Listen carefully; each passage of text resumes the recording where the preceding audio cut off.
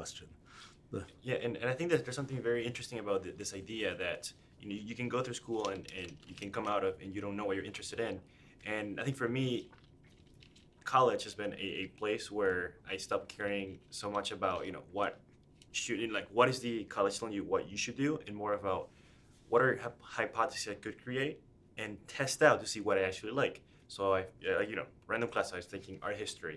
I've done stand-up comedy, completely unprepared in front of 300 people, just to see and test out a lot of hypotheses and see what I'm actually interested in.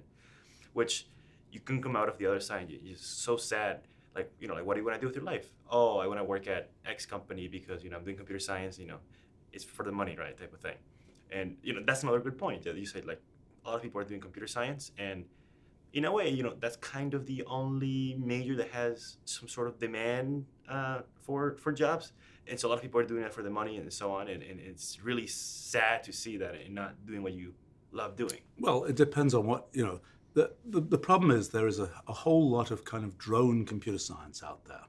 That is, you do all this stuff, you study all these things, and then you're optimizing a piece of JavaScript code for the next, however long. And that's kind of it seems pretty boring to me. I mean, there are people for whom that really is interesting, and that's fine, but if you look at their trajectory in school, it's often doing things which are much more sort of intellectually kind of rich than that. I think this question of sort of what do people do? Well, an awful lot of the sort of high-end fancy kids go into finance kinds of areas, which I don't know, I have many friends in those areas. The people in those areas use our technology a lot, so that's nice. But it is a weird thing in the world that, it is true that if you want to make money, being close to the money is kind of a good strategy, so to speak. If you want to make, and I think it is a little bit shocking that the fraction of kind of sort of the very high-end, very successful students who go into that kind of area. I think it's been somewhat cyclical, but by the way, in computer science, I don't know. You have to pick your area. If you get into an area that happens to be a low supply, high demand, at the time when you are in it, you are the first machine learning engineer. You're the first person who knows, how to do containerization. You're the first person who knows this or that. That's a pretty good deal. And it's also more interesting probably than being the, 25,000th person who knows about this or that thing. What it takes to be the first person who knows about one of these things, well, there probably isn't a class in your university about that thing because none of the professors know about it yet. Right. So, so that means, how do you get to that point?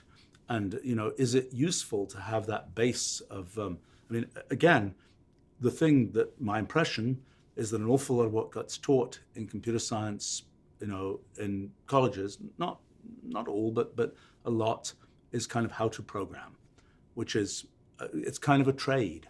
It's kind of a, it's a trade like carpentry, like lots of other things.